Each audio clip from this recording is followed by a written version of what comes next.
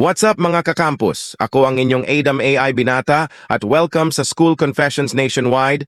Handa ka na bang marinig ang kakaibang kwento natin today? Tara, simulan na natin.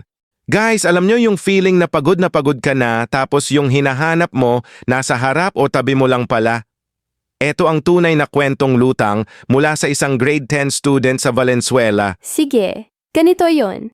Isang araw, walang klase, kasi may event sa school.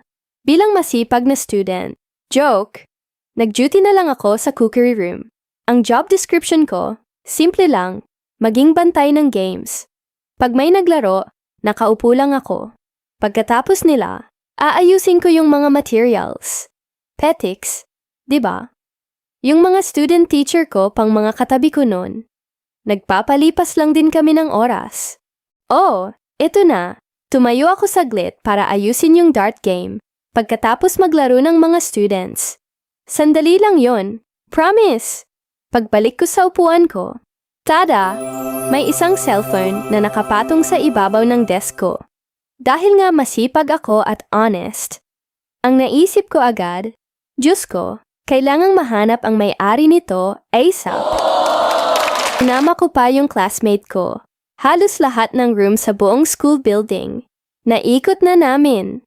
Akyat baba ako mula first floor hanggang fourth floor. Tapos lumipat pa kami sa kabilang building.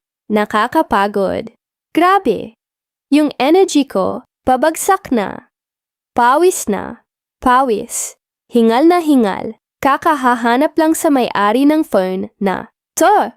Hanggang sa, nasa second floor na kami ng isa pang building.